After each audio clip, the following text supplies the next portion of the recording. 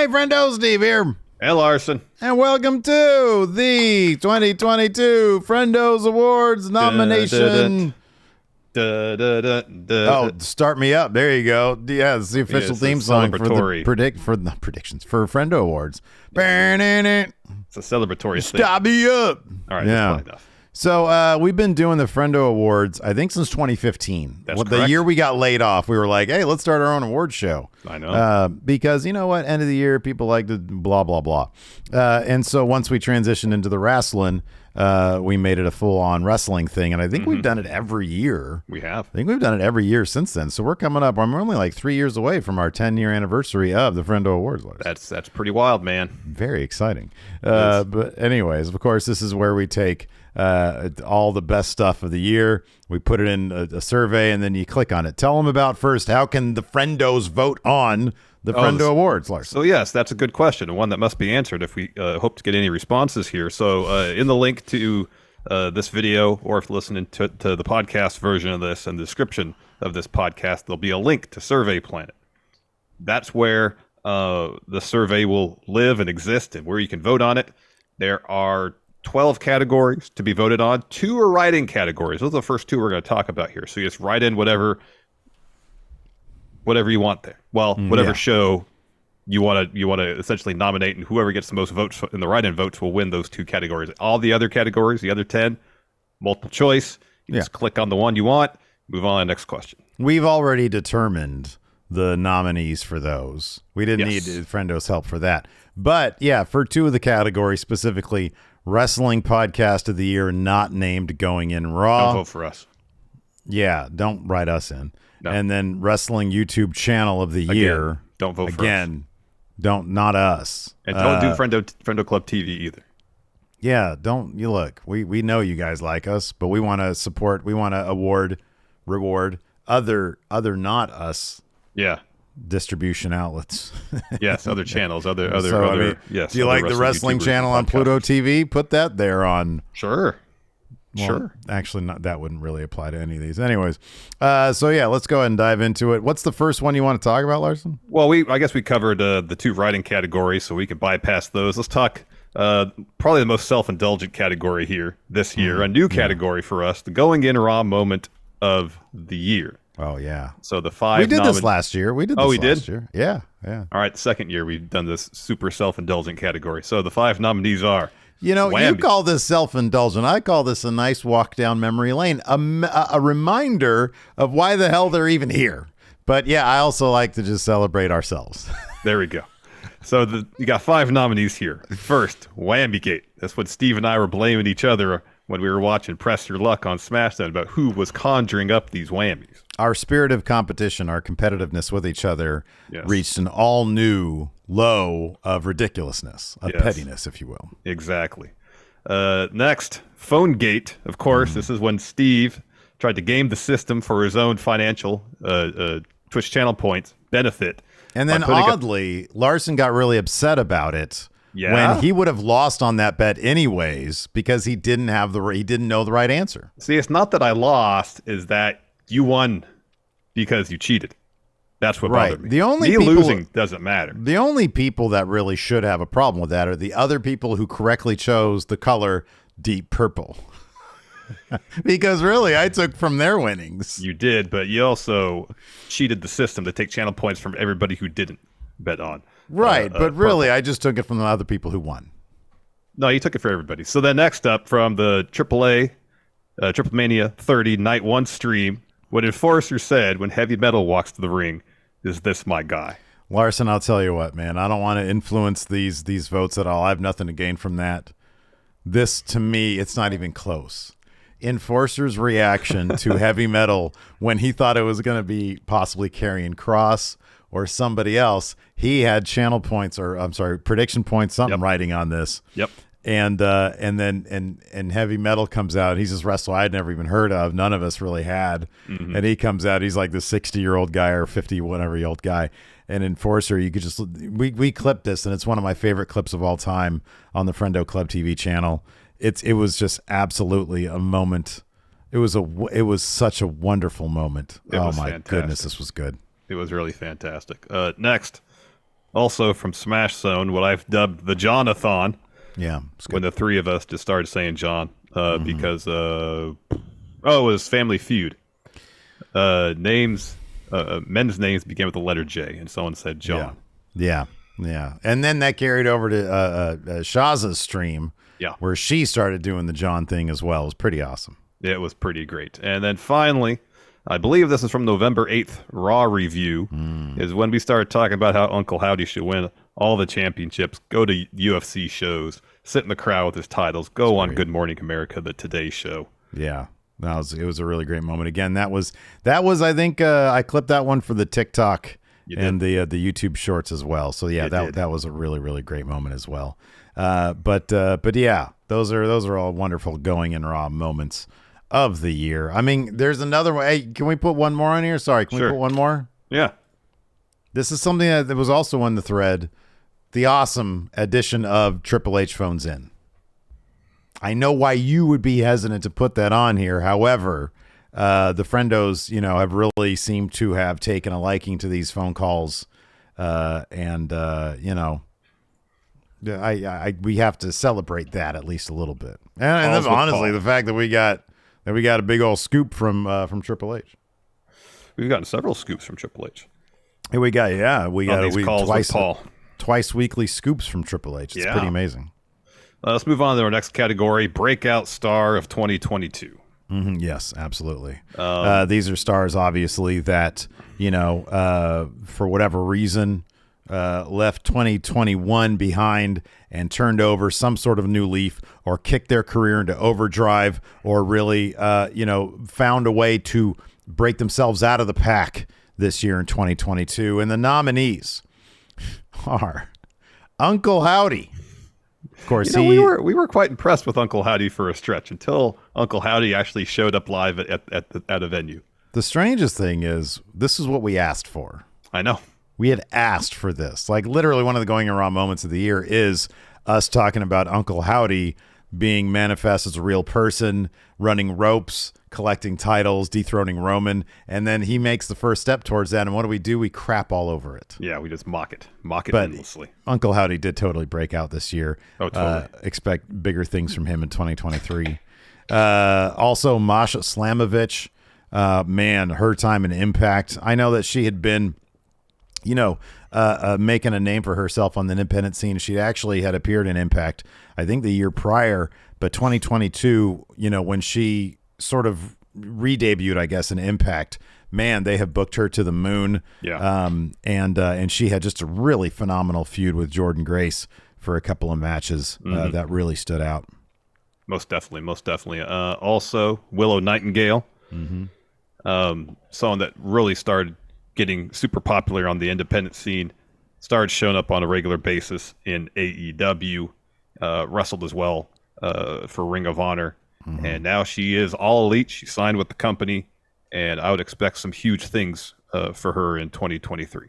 Seems to be the front runner for whoever's going to take the title off Athena, probably mid 2023 or something like that, because she's been putting together a bit of a win streak. So it's obviously somebody that they want to focus on, and rightly so. I mean, I think you and I both agree that Willow's going to have a massive, massive career. I think she's got too much charisma and talent to do anything but to reach the top of the mountain. Yep, agreed. Next, Logan Paul had 3 matches in 2022, exceeded expectations in every single one of those matches. Yeah. You can make the case that he set a new standard for celebrities crossing over into the world of pro wrestling in terms of delivering excellent performances.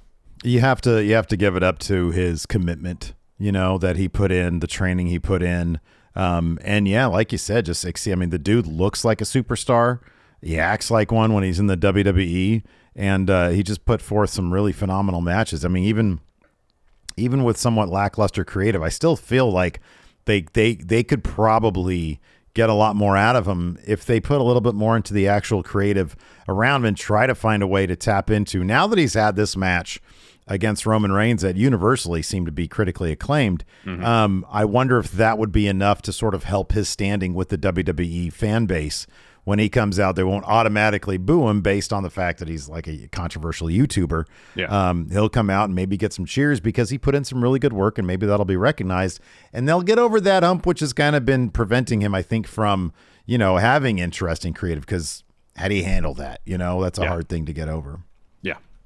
And then finally, heel Dominic Mysterio. So we have babyface Dominic Mysterio.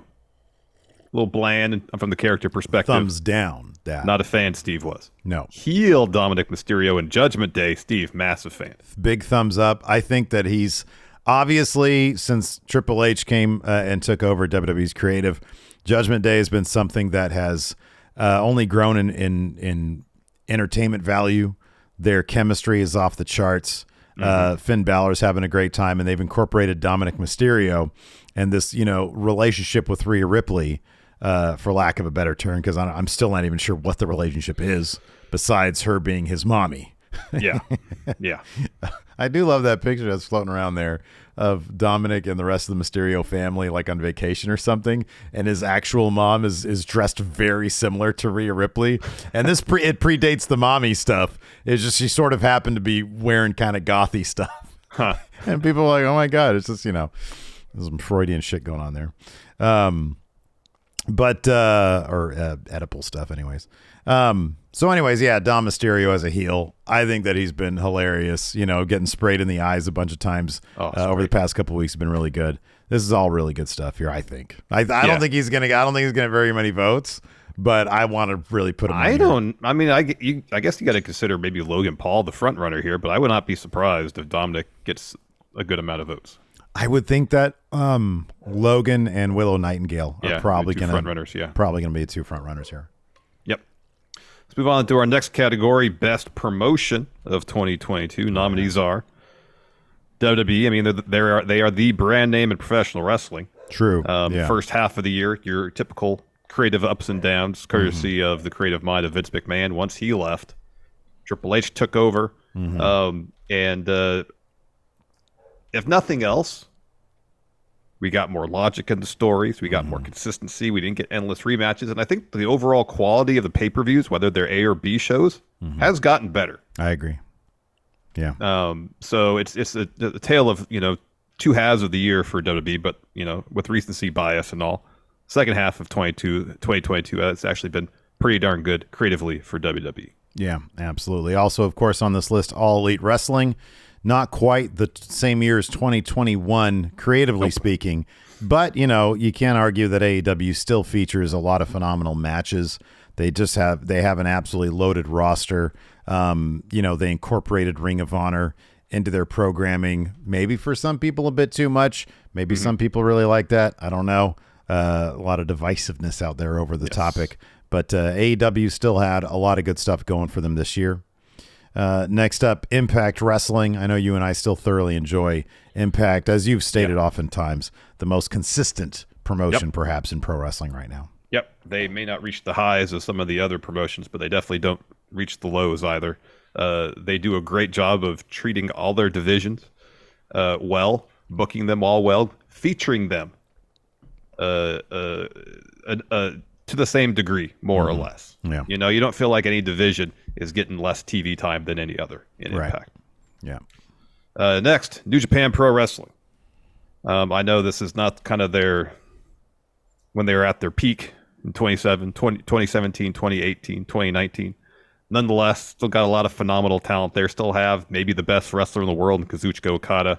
Still putting on a lot of great matches. And I will say, some of the stipulations, some of the matches for this King of Pro Wrestling stuff has been wildly entertaining. Yeah, it's been pretty inventive. And I'll be honest with you, obviously a lot of the friendos who, pay attention to us, on a weekly basis understand that we have not covered New Japan, perhaps to the degree that we have wanted to. It's just a matter of time. It's just a matter of the lack of time, rather, that we have to cover it.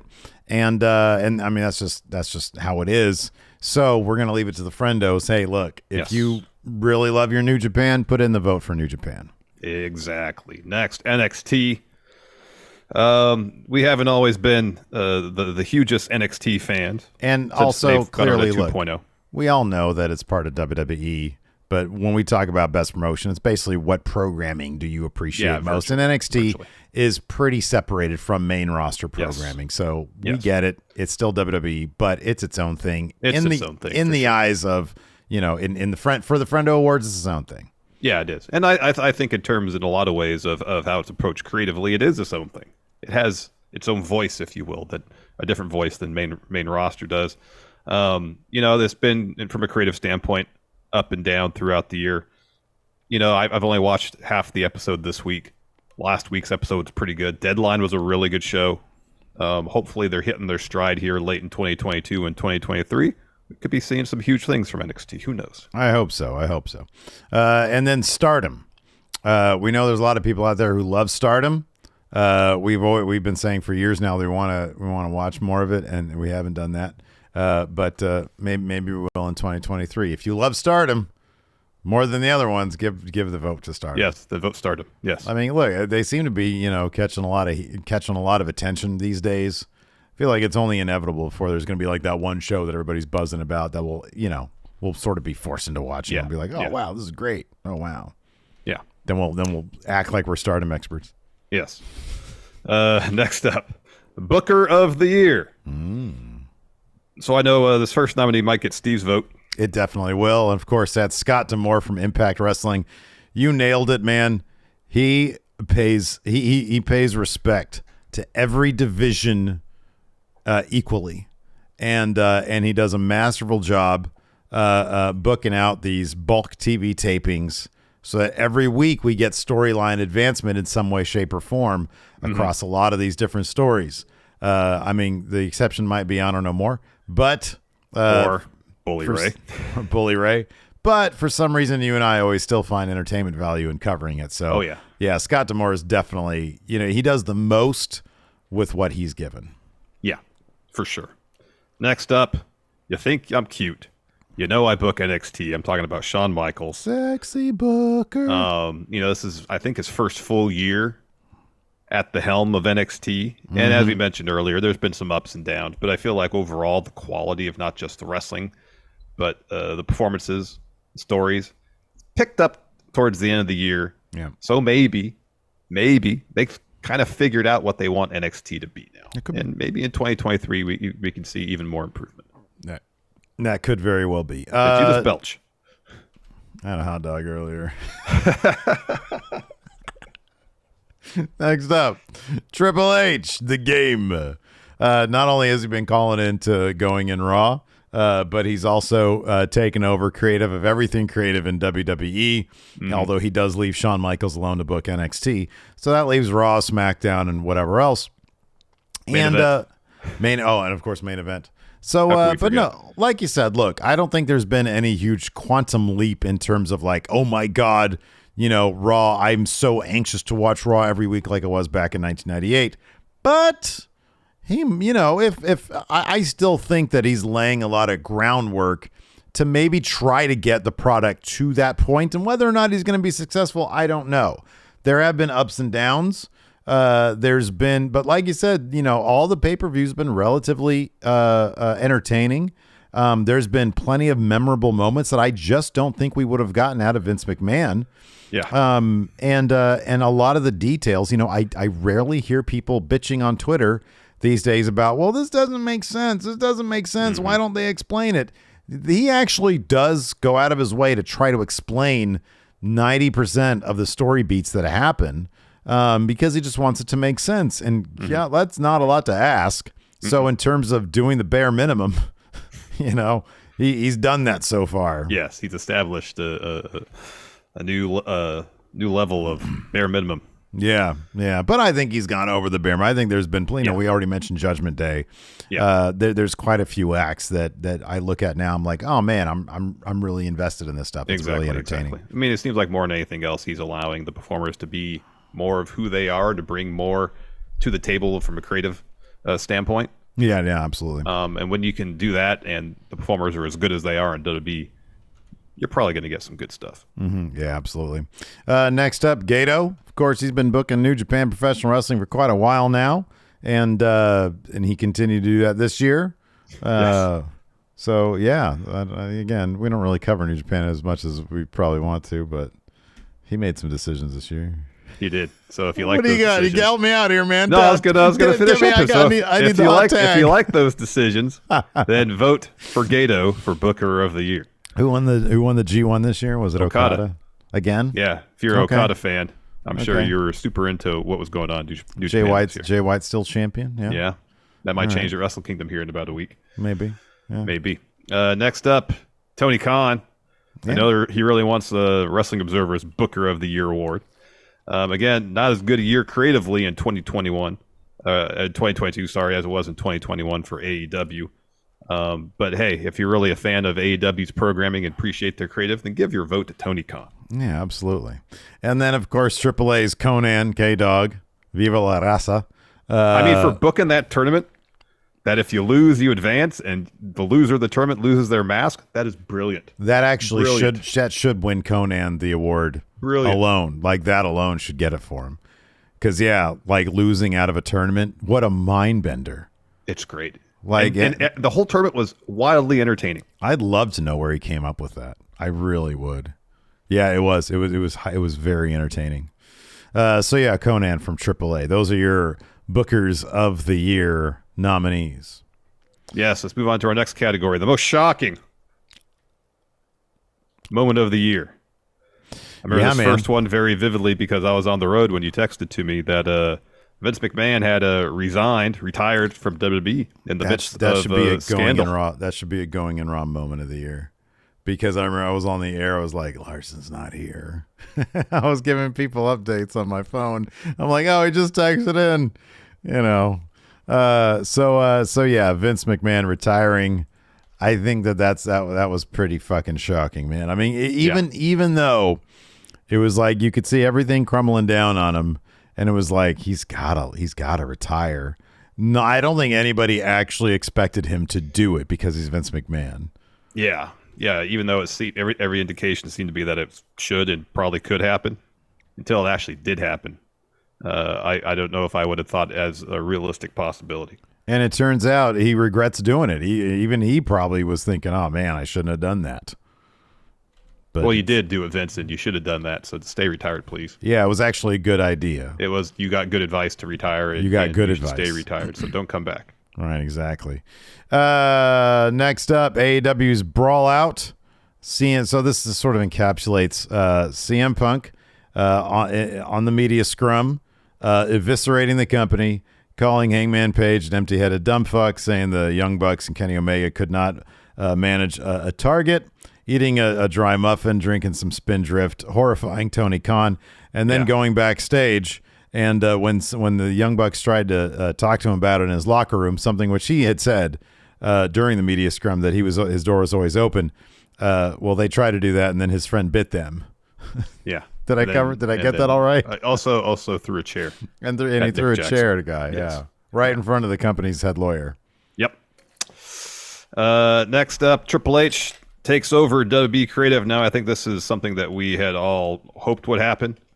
And at certain points anticipated what happened. But again, until Vince actually stepped down or no longer was in control of the company, could never be certain whether it was going to happen. And even if Vince did step down, whether if he had any sort of succession plans as far as who would take over the various roles that he filled. And we'd heard reports up to this that it was no guarantee that Triple H was going to get the spot as head of creative. And then Vince is out. Stephanie and Nick Khan take over as co-CEOs, and seemingly within, I don't know, a couple days after they were announced co-CEOs, Triple H heading up creative. It was like a Friday and then a Monday that it was made official.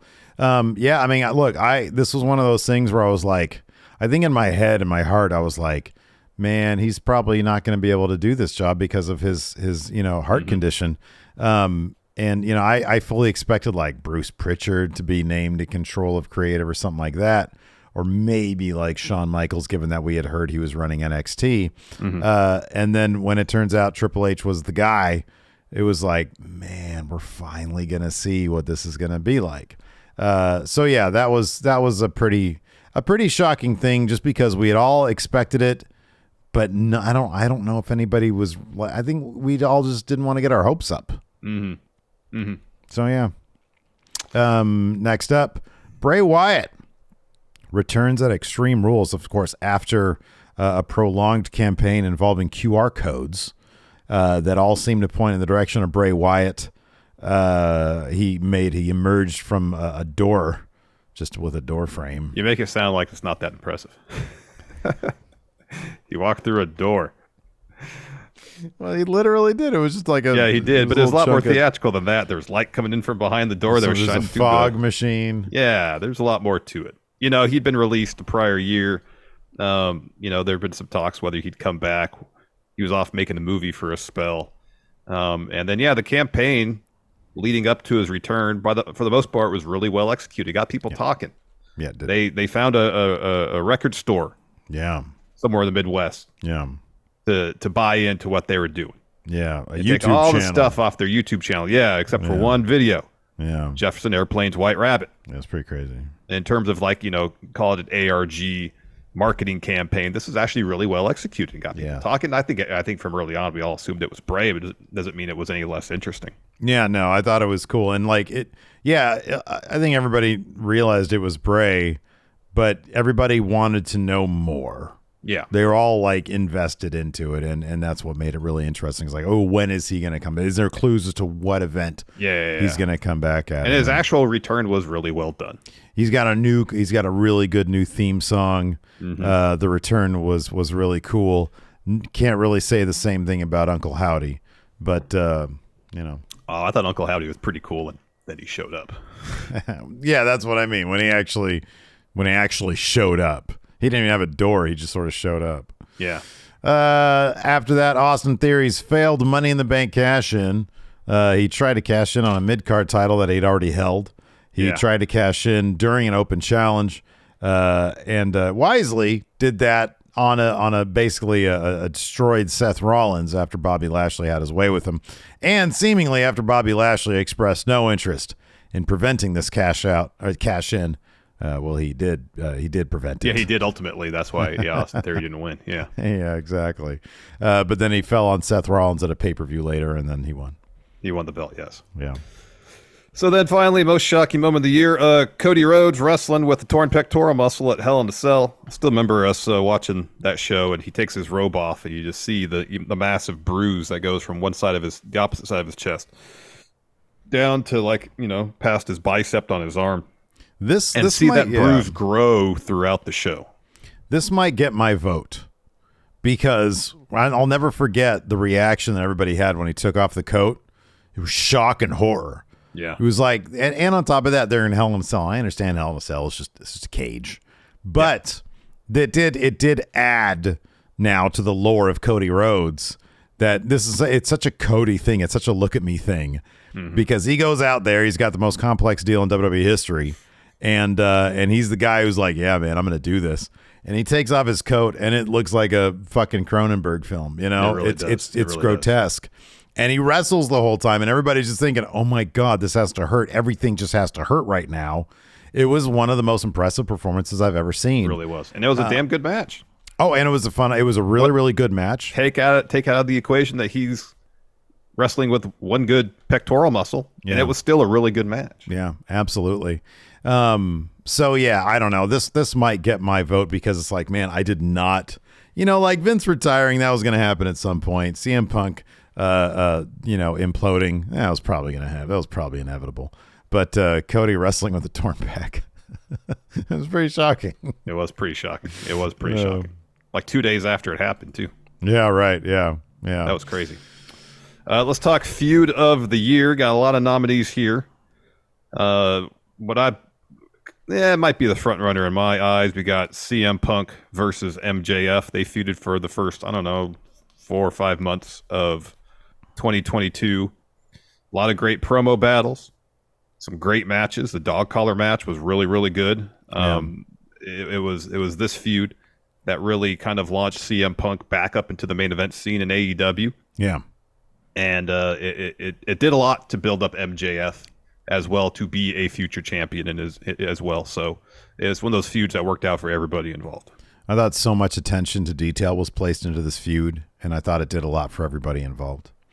Yep. Becky Lynch versus Bianca Belair. Of course, last year at SummerSlam is when Bianca was caught off guard by Becky Lynch, and when Becky returned, they continued that road until this year's SummerSlam when Becky and her had just a killer match. Yeah, it was really good. And then they confronted Damage Control together. Now Becky's a good guy because that's pretty much what everybody wants.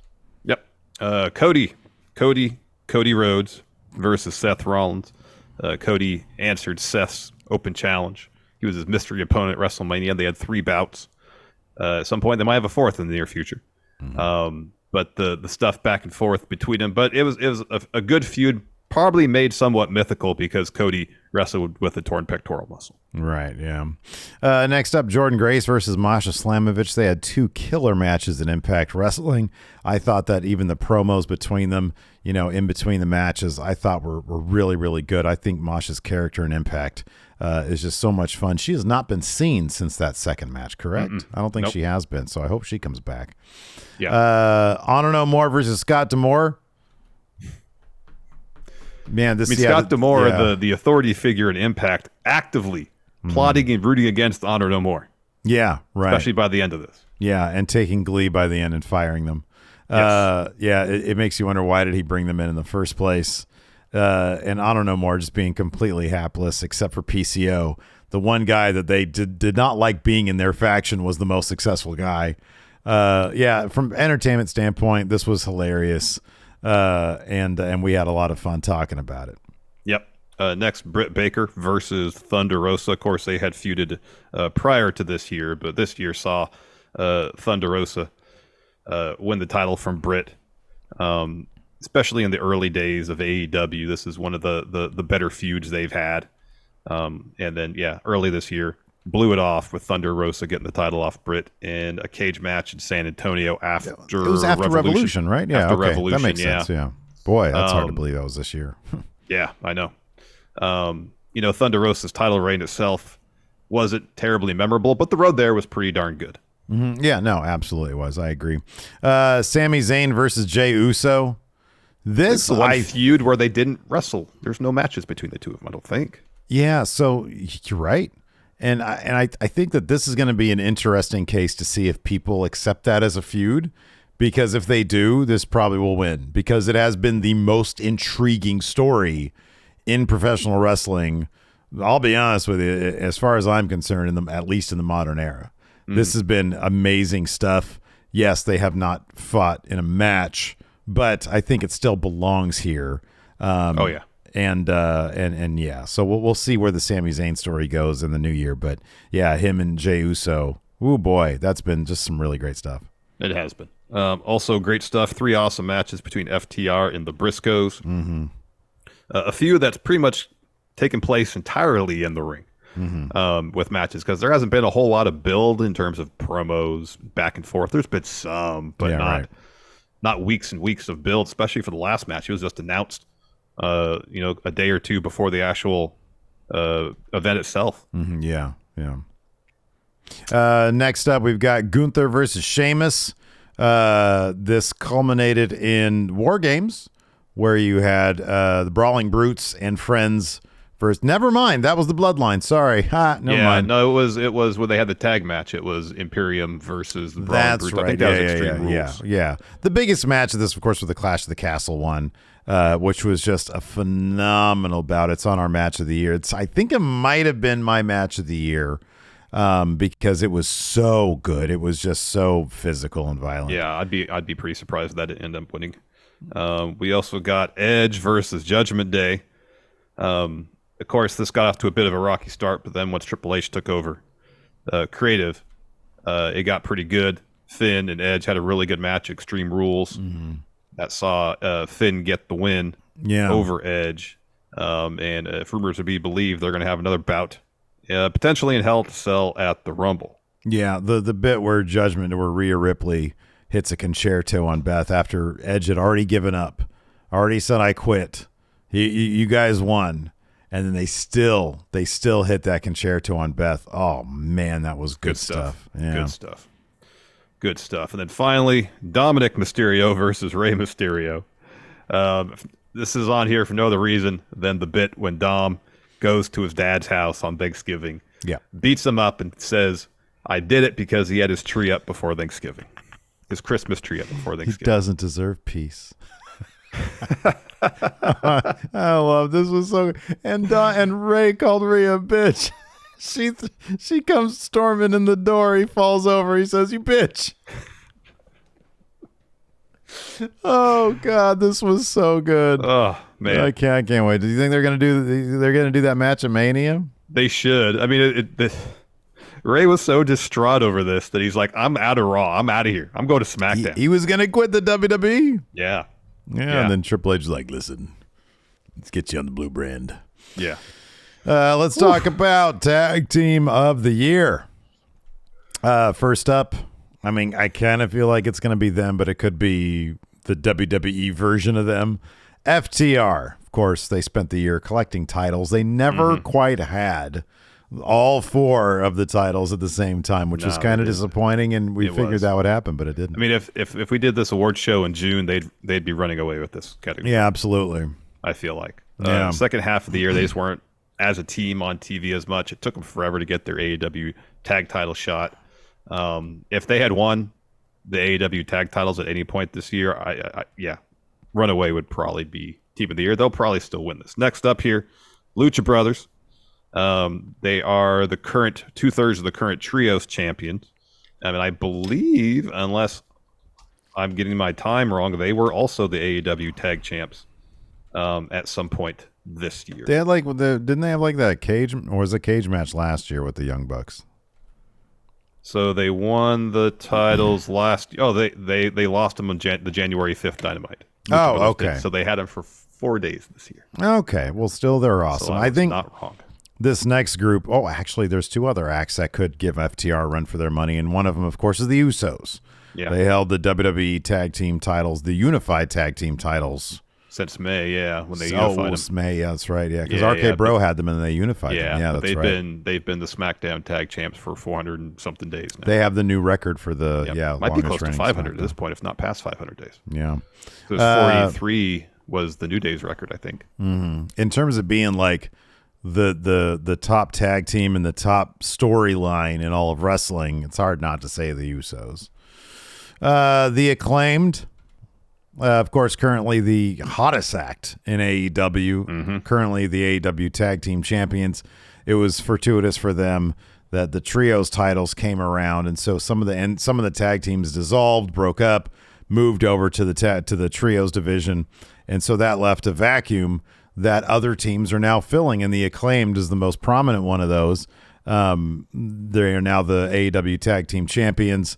And they are, in my opinion, by far the most popular thing in AEW. I mean, I don't know how that could be disputed at this point. Yeah. Their build has been completely and totally organic, and it's been pretty fantastic to see. Yeah. Next up, Toxic Attraction.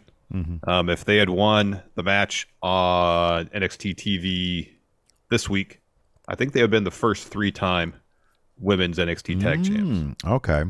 They had the belts for a while, lost them, had them for a while longer. Toxic Attraction as a faction had themselves a really, really, really good year. They had an absolutely killer year. Yeah.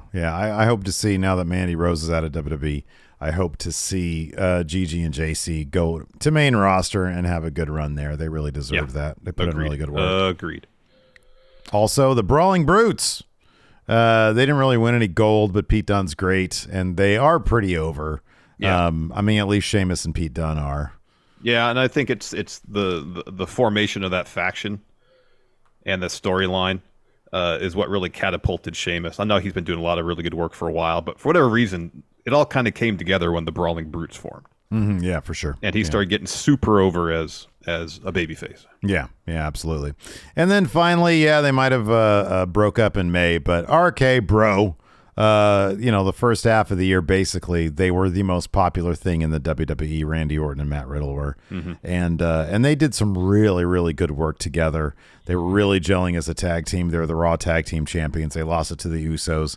But and then of course, obviously Randy Orton got injured, and I don't know if we're going to see them together again. I mean, it wouldn't shock me to see them on screen together in some way, shape, or form, because I feel like Randy Orton, even if he has to leave wrestling because of his injury, will probably be back on screen for, one last goodbye or something like that. Yeah. But, it was a hell of a run for RK Bro. It really was. Let's move on to Show of the Year. First nominee, WWE Clash at the Castle. The first WWE Premium Live Event pay-per-view in the United Kingdom since 1992, I believe. Yeah. And it was a hell of a show. You had a match of the year contender in Gunther taking on Sheamus. Mm-hmm. You also had Edge and Rey taking on Judgment Day, which saw Dominic Mysterio finally turn on his dad. Mm-hmm. Yep. No, that was good. We had Roman Reigns versus Drew McIntyre. I thought they did a hell of a job at, sowing some doubt into my mind that Roman was going to walk away with those titles. Yep. I thought that this might be the thing. And of course, Solo Sikoa debuted. He's been treated really, really well since then. He's really connected with the fans as the enforcer of the bloodline. So yeah, all in all, a really stellar show there, Clash of the Castle. Yeah, really, really good. Next up, AEW Revolution 2022. This was the show where Punk and MJF had their dog collar match. Yeah, it was a good one. We had Hangman and Adam Cole for the title. Mm-hmm. We had a crazy match all over the arena between Darby, Darby, Sammy Guevara, and Sting taking on Andrade, Hardy Family Office. That match was nuts. Yeah.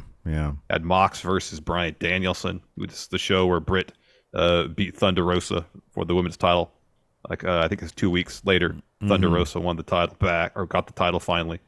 Wardlow won the Face Revolution ladder match. Just top to bottom, just a really, really fun show with a lot of really good wrestling. WWE WrestleMania nights 1 and 2. Yeah. Of course, the return of Stone Cold Steve Austin. He fought Kevin Owens.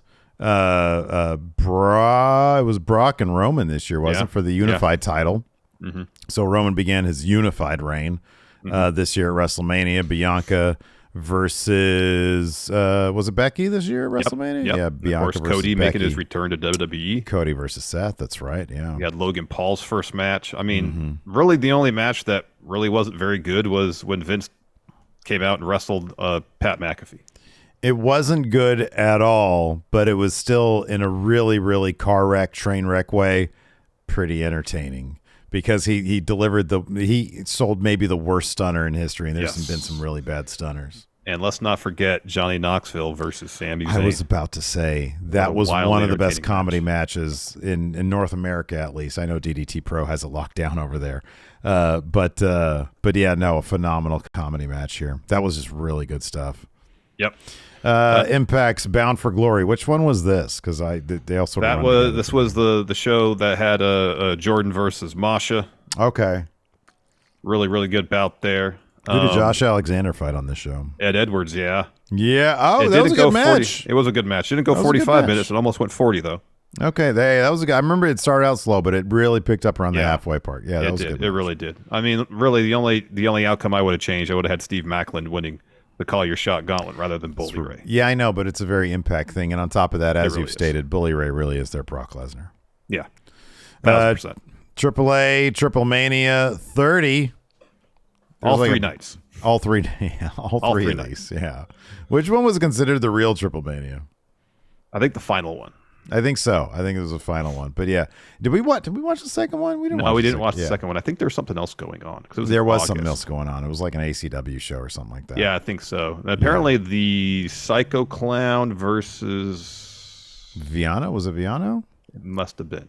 Was really, really good too. I remember hearing that. Yeah, but yeah, Triple Mania. It's always my favorite show of the year, and absolutely. All three nights, or the two that I watched, fantastic. Same. Yeah.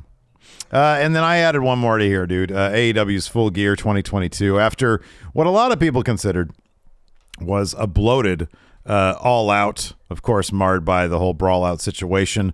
I saw a lot of chatter online about how Full Gear was kind of a return to form for AEW. It did feature less matches on the main card, more women's matches, and I thought there were some pretty decent booking decisions here. So yeah, Full Gear 2022 is on here as well. All right, let's go to match of the year contenders. We got 10 of them. 10. I guess we can start with the one that's probably going to win. Definitely the front runner, talking about Sheamus versus Gunther at Clash at the Castle. I don't know if I saw anybody say anything critical about this bout. Pretty much from top to bottom, from opening bell to closing bell, it was basically as perfect as a pro wrestling match could be in terms of telling a physical story between two wrestlers who like to beat the hell out of their opponents. Yeah, I mean, this is the kind of thing that people want to see now that Walter's in on main roster as the Intercontinental champion. They just want to see him like beat people up. And Sheamus is like a guy who just, his series with Drew last year was that, and this was the perfect primer for this. Jordan Grace versus Masha Slamovich at Bound for Glory. Of course, this saw the finish where Jordan hits a super Grace driver on Masha. Didn't see that one coming, but that was a fantastic match. It was really, really good. Next, this is the match when we knew that this tournament in AAA this year was going to be something else. LA Park versus Viano 4. I'm very happy that WrestleTalk put this on their list of top 10 matches because this blew my mind. This was phenomenal. I mean, if you want to talk about like a match where two people are beating the hell out of each other, Sheamus versus Gunther is kind of like the textbook example of this. LA Park versus Viano 4 is not far behind. No, this one, I would suggest this actually took it further. This sort of did what they're not allowed to do in WWE. That's true. This was a bloody match. Two old dudes just going at it. This match was phenomenal, and it was so unexpected. I did not think this was going to happen. Same here. It was so much fun. I think this next one, maybe because it sort of is representative of all three matches. You have FTR versus the Briscoes at Final Battle. This is the third one. Yeah. This might, because only this one's on here, not the others, might be representative of all three matches. Yeah, that's kind of what I think it was. Yeah, they had killer matches. I wouldn't be shocked to see this have a very good showing in this year's voting. Yeah, all three matches were spectacular. So, I only saw the first one. So I've been told all three of them are spectacular. The second and third ones were fucking awesome. They were really, really good. Yeah. And they each told their own stories too. That's good. Next, another tag match. The Acclaimed taking on Swerve and Our Glory at All Out 2022. For a second, we thought this was going to be the night that the Acclaimed were going to win the tag titles. Didn't happen. Ended up happening a couple weeks later at Grand Slam. But edgier seat stuff here. Two phenomenal tag teams. And the crowd was just waiting for the moment when the Acclaimed got the win. Yeah. Didn't happen, but still a fantastic bout. Absolutely fantastic. Yeah, this match sort of made the Acclaimed this year. Yeah. Yep. And it was the one standout from All Out that everybody looked at and was like, yeah, this was the match of the night right here. Next up, Bianca Belair versus Becky Lynch from SummerSlam. Their Mania match was also really good. But this was the match that I was like, okay, are they going to do the mirror of what happened at SummerSlam 2021 where Bianca's going to beat Becky in like 25 seconds? No, they gave this match like 20 plus minutes. They did, yeah. And it was awesome. Yeah. Awesome. It was great. It was really, really great. And at the end, they shook hands, and then you had the big reveal of Bayley and Damage Control coming out, and Becky, had Bianca's back here. But no, the actual match itself was just really phenomenal stuff. And I don't remember how soon it was into the match or how deep the match was when Becky injured. I believe it was her shoulder. Yeah. But yeah, to wrestle the rest of that match like that was pretty good stuff. Yep. Next up, talked about this match already. Seth Rollins versus Cody Rhodes at Hell in the Cell. With one pectoral muscle. Ouch. Cody put on a match of the year contender. I saw this next one, Kazuchika Okada versus Will Ospreay at too. Wrestle Kingdom 16. I remember being a big fan of this. I liked this match. I feel like it wasn't as good as some of the other matches I've seen with these two guys. But no, I like this match. I thought it was good. Yeah, it was good. It was really good. I mean, you got to have an Okada match on the match of the year. You have to, absolutely. I know, but here's the best wrestler in the world. A lot of people really love this match. Yeah, I know. It is really I'm good. just giving my thoughts on it. I was like, yeah, this is fine. I don't know why I'm underselling this match so much. Well, I mean, you got Ospreay and Okada, two great wrestlers. They set the bar really high. Yeah, that's the thing. I've seen so much awesome shit from them. I'm like, another awesome match, yeah. Yeah. I don't know what else I'm looking for. I don't know what you expect. You expect Okada and Ospreay to get in a fight like LA Park and Viano Floor? I mean, that's all they can do at this point, Next up, we got Hangman Page versus Bryan Danielson. Dynamite, January 5th, 2022. This was this was the second one, yeah. Yeah, this is the second one. The first one was a time limit draw, right? Yeah. Yeah. This one had the judges, right? Yeah, but didn't go to the judges because Hangman won. Yeah, this was just a really good match. It went like just about 40 minutes, like 35, 40 minutes. Yeah, stellar stuff. Really good stuff. And then finally, Tomohiro Ishii versus Chris Jericho for the Ring of Honor title on Dynamite, November 23rd, 2022. This is the match where Chris Jericho's chest got busted open by chops from Ishii. This was a really fun match, man. This was really Chris Jericho's put on some really phenomenal matches this year. Hey, I just thought of something. Huh. Would you like to add one more to the shocking moment of the year? What's that? CM Punk losing to Moxley in 2 minutes flat. Oh, yeah. Because I thought that was a pretty shocking moment now that we're talking about all this stuff. All right, let's move on now to Wrestler of the Year. We have a long list here of potential wrestlers, and it'll be very interesting to see who comes out ahead, because I think that I'm looking at this, man, and I see like at least four people on this list who I could see the fans going with. I just don't know which one they're going to choose. Yeah. Well, let's list each of them and briefly make the case for them. First up, Jon Moxley. I've said this before in AEW, in case of emergency, break glass, get Mox. The most dependable guy in the entire company, probably. Absolutely. And not just in terms of you ask him to do something and he'll do it if the company's like in a bind, but also you know what you expect from him. And he's going to deliver every time he's out there. Yeah. He was interim champion. He beat Punk to become unified champion. He lost to Punk. Punk got hurt, maybe bought out of his contract, and then he was champion again. You know, whenever AEW is in a bind, they look to two people. It's Jon Moxley and it's Chris Jericho. Yeah.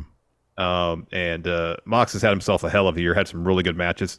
Didn't even nominate his match against Wheeler Yuta for match of the year. Right. Yeah. And that was something else. Yeah. So yeah, Mox has had himself a hell of a year. Absolutely. Next up, Sheamus. Talk about a guy who had a crazy good year, just putting on, even in his words, banger after banger after banger. And he really seemed to connect with the fans in a major, major way. Of course, right now, it looks like he might be taking match of the year with his match against Gunther at Clash of the Castle. We'll see. We'll see what people think about that. Yeah. Next up, Bianca Belair. Any situation you put her in, she hits it out of the park. You know, she was in a story with Becky Lynch for a year. You know, Becky had to turn heel for it, which isn't an easy thing to do because the crowd still really wants to cheer for Becky. Thing is, the crowd really, really wants to cheer for Bianca. Yeah, absolutely. And throughout the entire year, delivered great matches. She's comfortable. Promos for her seem effortless. Yeah. Because they seem so genuine. It's just like she's talking. It's like she's performing a character. It seems like this is who she is. And to see in the span of 3-4 years since she was in NXT to where she is now, huge star already. I mean, I said this in our wrestlers who had the best 2022. We have given WWE a lot of crap over the last few years about their inability to build new stars. Bianca is a success story in that regard. Massive star, and she's going to has potential to be a huge crossover star for the company as well. Yeah, she's already dived into that arena too this year. Next up, Sami Zayn.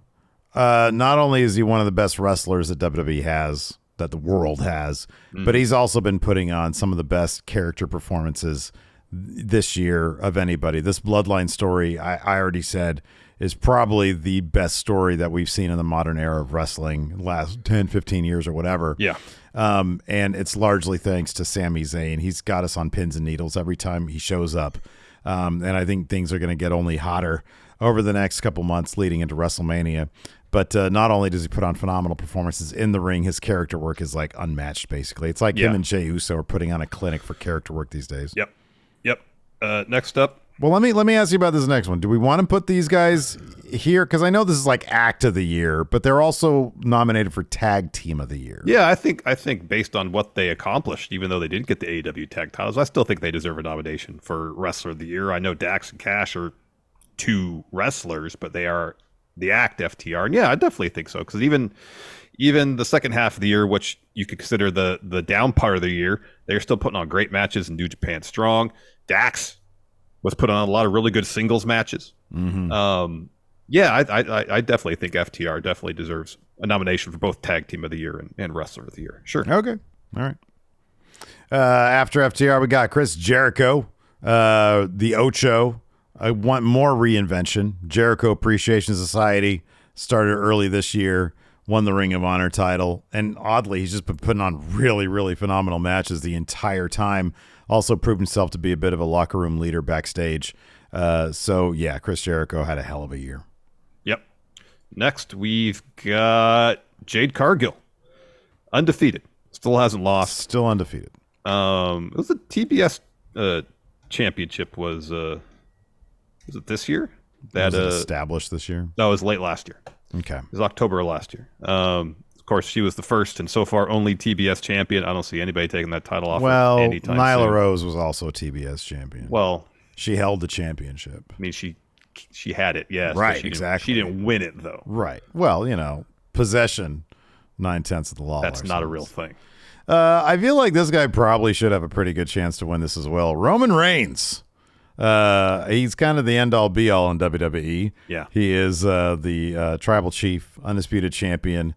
I mean, if we're going by kayfabe, I'll be honest with you, Roman Reigns should win this. Yeah, he'd probably run away with this one, yeah. Right.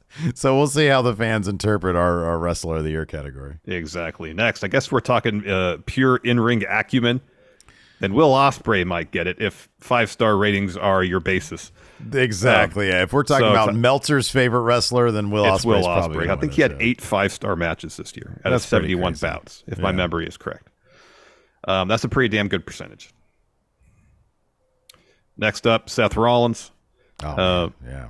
Did some great character work again. U.S. champ. Did not lose to Roman Reigns. Right, yeah. Won by DQ. And in terms of character work, he's just right behind Sami Zayn and Jey Uso in terms of doing like really interesting stuff on the mic. He's so over with the crowd. Oh, yeah. They love his theme song, and they love him. So, yeah, Seth freaking Rollins having a great year. Next up, Speedball Mike Bailey. Talk about a reason to watch Impact Wrestling. This guy is absolutely phenomenal. Every single time he puts on a match. He just had an hour-long match with Josh Alexander. Probably too long for my taste, but I'm sure it was a great match, Larson. Yeah, Mike Bailey's put on phenomenal matches with basically everybody he's been in the ring with. Absolutely. Next up, Becky Lynch. She made her big return this year. Of course, she got injured at SummerSlam, was out for a bit, recently came back. But, she whether it was being a bad guy or a good guy, I thought Becky Lynch did some terrific work this year. Yeah, and she put on a lot of really good matches. Let's talk Viano 4. Oh, yeah, absolutely. The loser of this tournament in AAA at the age of 57, putting in career best work. Yeah, man. I thought his unmasking, he did some really great character work there. Revealing who he really is. I thought that was such a great moment for him. It really was. It was awesome. But no, he had some phenomenal matches at the age of fucking whatever, 80,000 years old. Yeah. And man, opened my eyes to the world of Viano 4 because I didn't really know much about him before. Yep. Bailey, of course, she returned from a knee injury at SummerSlam this year and immediately reestablished herself as one of the cornerstones of the women's division in WWE. Still doing great character work as a heel. Still a fantastic in-ring performer. Still a bit surprised that she didn't end up getting the Raw Women's title at some point. Yeah. But then she just beat Becky Lynch on Raw. It's a big deal. So she's still in the plans for major things, seemingly in WWE. Yeah, absolutely. And then finally, Rhea Ripley. Who doesn't love Rhea Ripley? I thought this year with Triple H in control, man, what a unique character she's. I think this is the best work she's done throughout her entire career. Like even in NXT, it's like, they kind of understand her. Maybe I feel like she didn't quite understand who she was supposed to be, especially when she came to main roster. You know, it was like, well, who is Rhea Ripley supposed to be besides, I'm a badass. And now we have a much clearer, idea of what prime Rhea Ripley looks like, and it looks amazing. So I don't necessarily know if people are going to flock to Rhea Ripley this year. I wanted to put her on here in the nominations as sort of like a test to see, where does she stand right now? I think she's going to have an absolutely killer 2023, though. Oh, yeah. Yeah, without a doubt. Without a doubt. That's it. Those are the nominees. You guys got us rambling about all these characters and feuds and stories and matches and whatnot. So, the link will be in the description of this episode for the survey. Do it. Go vote. Yes, please. Links below. Yeah, there you go. That's going to do it for the nomination special. Thanks, everybody. Till next time, we'll talk to you later. Goodbye.